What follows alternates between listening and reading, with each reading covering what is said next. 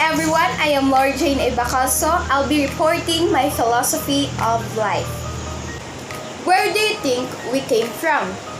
We are all came from God, Jesus Christ. We humans are created in the image of God. Evolutionary creationists believe that God created humans in His image, and that God created humans using natural processes that scientists describe as evolution. How can these beliefs work together? The precise meaning of the image of God, or imago Dei in Latin, has been debated for centuries in the Church. It could relate to our unique cognitive abilities, to our spiritual capacity for a relationship with God, to our commission to represent God's kingdom on earth, or to some combination of this. All of these interpretations may be consistent that scientific evidence for evolution. Along with all Christians, we affirm that the image of God is foundational to Christian thinking about human identity, sanctity of life, stewardship of creation, bioethics, and other topics. One view is that the image of God refers to uniquely human cognitive abilities. When people talk of the things that make us human, they often refer to abilities like reason and rationality, mathematics and language, and the laughter, emotions, caring and empathy, and cultural products like music and art. According to the theologians, have historically connected image-bearing with humankind's unparalleled capacity for rational thought. Saint Augustine wrote, "Man's excellence consists in the fact that God made him to his own image by giving him an intellectual soul which raises him above the beasts of the field." And also, according to the books of the Bible, then God said, "Let us make mankind in our image, in our likeness, so that they may rule over the fish in the sea and the birds in the sky, over the livestock and all the wild animals, and over the creatures that move along the ground." So God created mankind in His image. In the image of God, He created the male and female. He created us. In the book of Genesis, chapter 1, verses 26 to 27. And in the book of Genesis, chapter 9, verse 5 to 6, it reveals another aspect of image bearing. All human life is sacred because all humans are made in the image of God.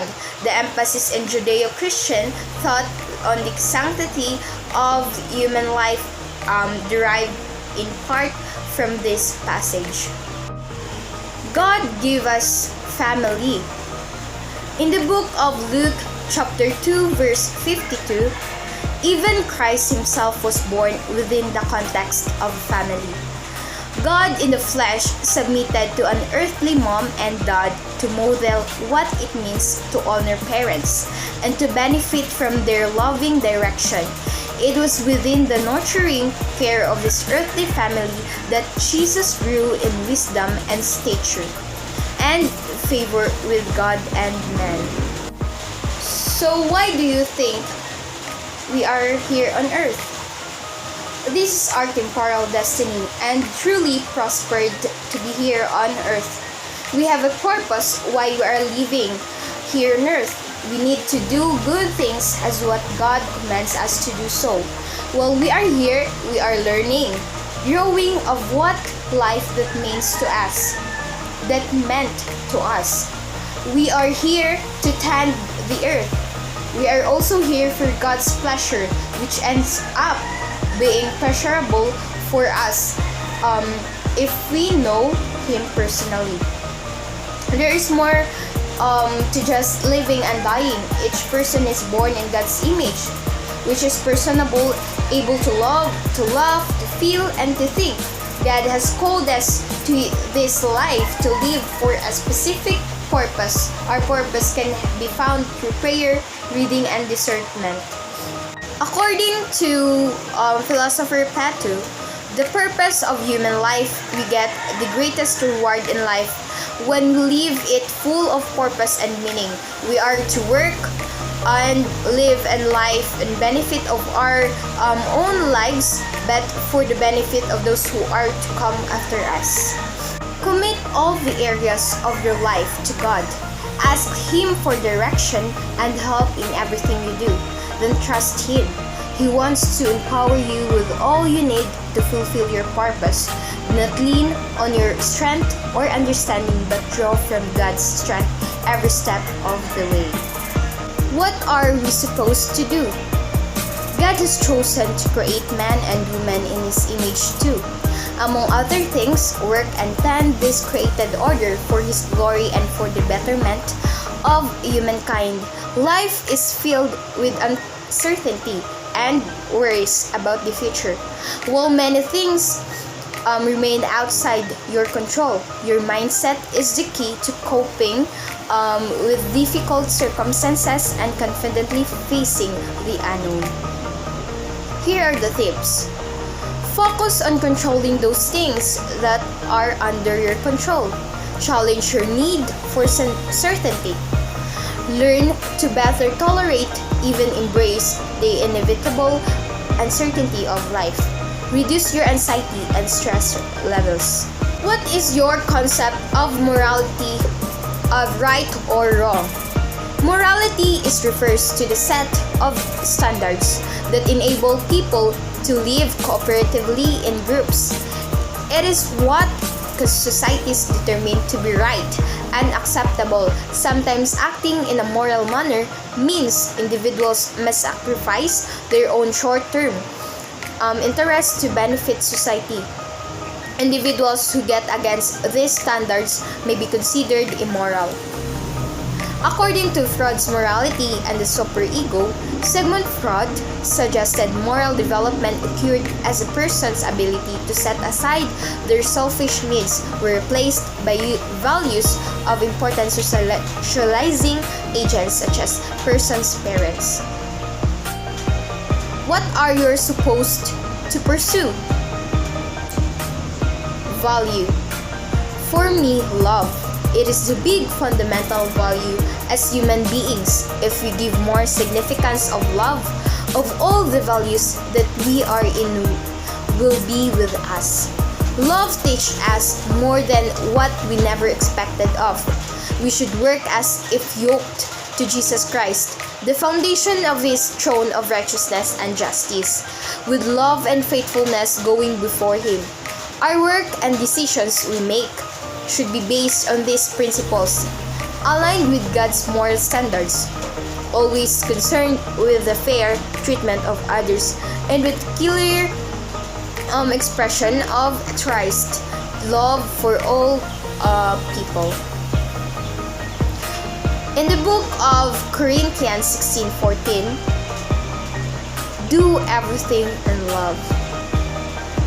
In the 1 Peter 4:8, above all, love each other deeply, because love covers over a multitude of sins. What are we supposed to avoid? Negative thinking, because that is one of the most examples that can ruin our mental health.